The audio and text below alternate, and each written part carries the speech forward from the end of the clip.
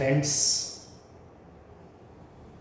आज गुरु पूर्णिमा के पावन अवसर पर हम लोग व्यक्तित्व परीक्षण के बारे में जानते हैं, जिसे साक्षात्कार के रूप में भी देखा जाता है। लेकिन आप एक चीज़ देखिए कि मैं स्पेशली बीपीएससी, पीसीएस एग्जामिनेशन और यूपीएससी एग्जामिनेशन के साक्षात्कार के बारे में बात कर रहा हूँ। ये जो है ये बिहार गवर्नमेंट के बीपीएससी द्वारा जारी साक्षात्कार और व्यक्तित्व परीक्षण का जो सिलेबस है उसका अंश से है।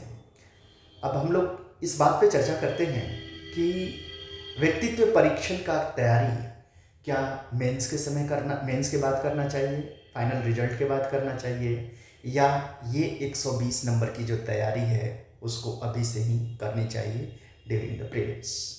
एक बात हमेशा याद रखिए, व्यक्तित्व परीक्षण ये चीज अभी आपको प्रिपरेशन के दौरान समझना है। रिमेंबर माय फ्रेंड्स,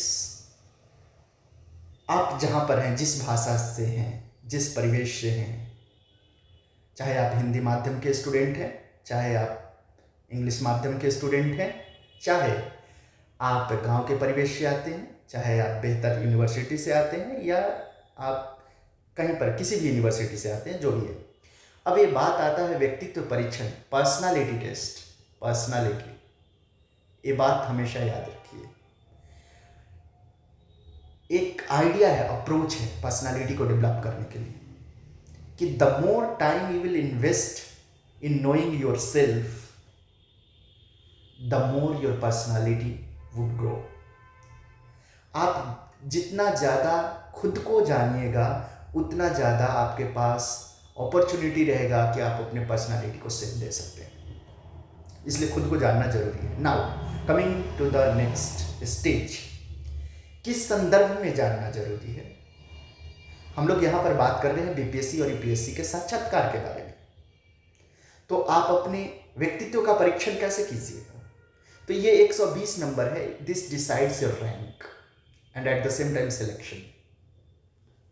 तो अब इसमें आपको क्या करना है, आप प्रीलिम्स में कैसे अपने व्यक्तित्व को बना सकते हैं। तो आप प्रीलिम्स के प्रिपरेशन में अपने व्यक्तित्व को इस तरीके से बना सकते हैं कि जो इंफॉर्मेशन आप फैक्चुअली ले रहे हैं, क्या उससे आपकी कोई लर्निंग हो रही है? Are you able to do the self analysis with that knowledge? वो आपको अभी ही सीखना है कि जब आप प्रिपरेशन कर रहे हैं तो वो आपके पर्सनालिटी को कैसे शेप करेगा, और आप इस चीज़ को जाने कि क्यों आपको सिविल सर्वेंट बनना है। और उसमें आपके जो ये नॉलेज है objective and subjective, how that is will help you, और उसको कैसे पर्सनालिटी को शेप देना है। बिकॉज देखिए, एक बात हमेशा याद रखिए, पर्सनालिटी बनाना एक दिन का खेल नहीं है। आपको इस 9 महीने का, 1 साल का जो प्रिपरेशन है उसमें कंटिन्यूस इसको लेकर के चलना है। इसीलिए मैं आप लोगों को बार बार कहता हूँ, आप किसी भी माध्यम से हैं, झिझकिए मत, आप बोलिए, क्योंकि बोलने से आपकी पर्सनालिटी जो है वो समझ आएगा सामने वाले को। आपकी शब्दावली से जो है आपकी पर्सनालिटी की क्लैरिटी मिलेगी। इसीलिए मैं हमेशा कहा, मैं आपको मेंस में एक बात बोला था, क्योंकि मेंस के एसे राइटिंग और मेंस में क्लियर कट लिखा हुआ है, your writing should have an expression, effective expression. ये क्या इंडिकेट करता है कि आपकी लेखनी में भी एक एक्सप्रेशन झलकना चाहिए जो पढ़ने वाले को उस चीज़ से कनेक्ट कर सकें।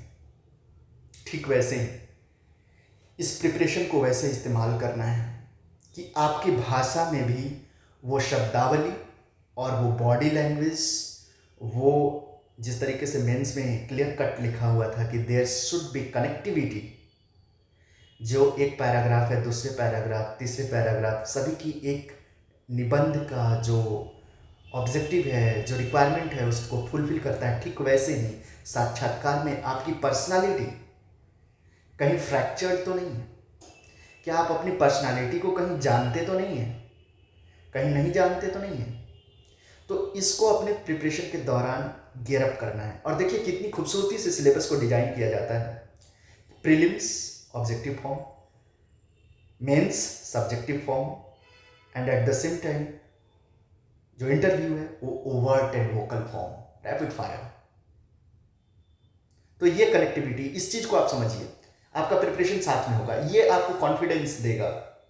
इसीलिए group talks and interaction becomes very much important कि हाँ मैं अपने आप को जान पा रहा हूँ कि नहीं जान पा रहा हूँ। देखिए इसमें क्लियर कट लिख रहा है कि मुख्य परीक्षा सफलीभूत उम्मीदवारों को व्यक्तित्व परीक्षण के लिए 120 अंकों का होगा, 120 मार्क्स।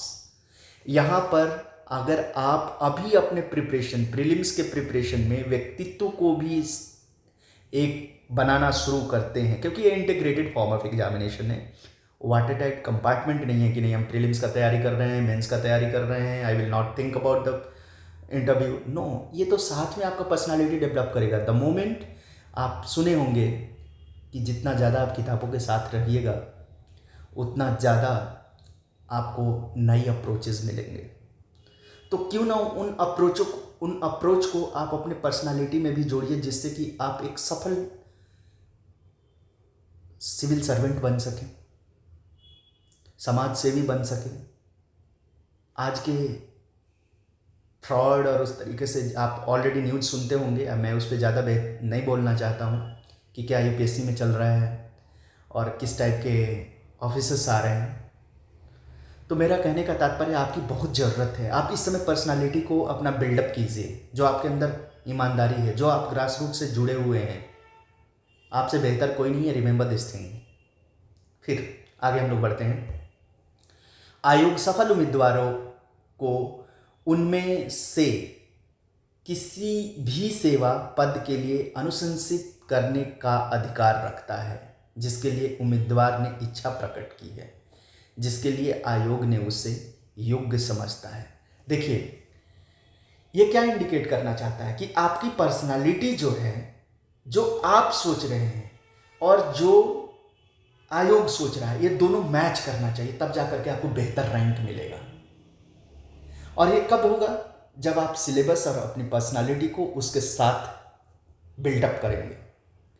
तो मैं जो भी विजडम ट्री को देख रहा है, मैं उन सभी से, जो भी लोग इसको देख रहे हैं कि इंटरव्यू की भी जो तैयारी है वो उसमें कहीं ना कहीं pre and mains already involve है, तो आप सबसे गुजारिश करूंगा कि आप लोग इन वीडियोस को जो ज़रूरतमंद है उनको तक भी भेजिए, ताकि उनमें ये साहस आ सके कि नहीं, वो लोग भी इस एग्ज़ाम को ईजिली क्रैक कर सकते हैं। दे आर हैविंग द जुनून, दे आर हैविंग द जोश, they need supportive environment, they need right guidance, they need legitimate process of qualifying this examination। तो इसलिए आप लोगों से विनम्र निवेदन है कि आप लोग चैनल को सब्सक्राइब करें और ज़रूरतमंद लोगों तक इन वीडियोस को शेयर करें, ताकि उनमें ये हिम्मत आ सके। And try to be supportive to others, दूसरे को मदद करें, उनमें साहस दें, आपकी बहुत ज़रूरत है।